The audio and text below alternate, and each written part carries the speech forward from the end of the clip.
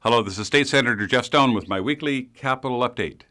This was a busy week here in Sacramento, as it was the last week for bills introduced last year to be passed out of their House of Origin. What that means is there'll be plenty of terrible bills that finally got the votes to move to the other house. In the Senate, there were two very controversial bills that were passed through the Senate and were sent to the State Assembly. Both bills, authored by the Democrat leader in the Senate, will almost certainly be struck down as unconstitutional. But the Democrats in charge of Sacramento couldn't help themselves to pass them because they saw an opportunity to beat up on the Republicans in Congress and beat up on our Republican president.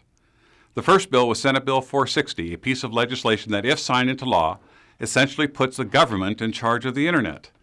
Legislative Democrats call it net neutrality, but what it really does is put the state bureaucrats and regulators in charge of telling Internet service providers how to run their businesses.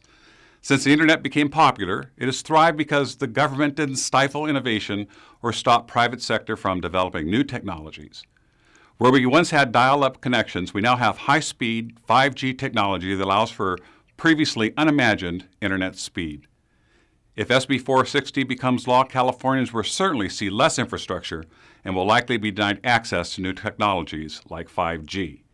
But I'm not too worried because the Federal Communications Commission has ultimate authority over rules governing the Internet's infrastructure, so the federal government will certainly step in and tell the state that what it's doing is illegal.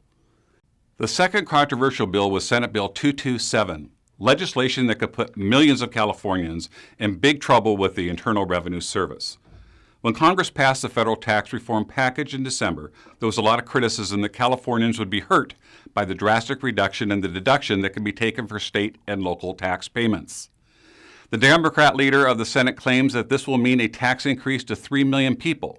So he wrote a bill to make state taxes voluntary contributions to the state that can then be deducted on your federal tax returns because it's a charitable donation.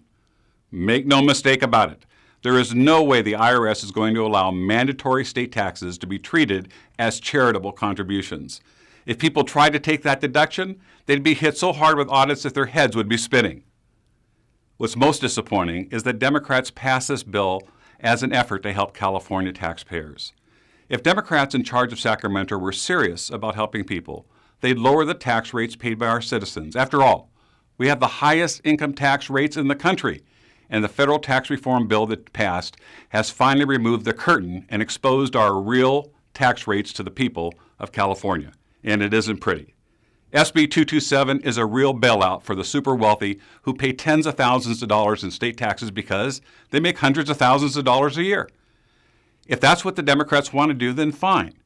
But they should be honest and own up to the fact that they're really only interested in helping their Hollywood millionaire supporters and coastal elite mansion owners and stop pretending to be the party of the working poor.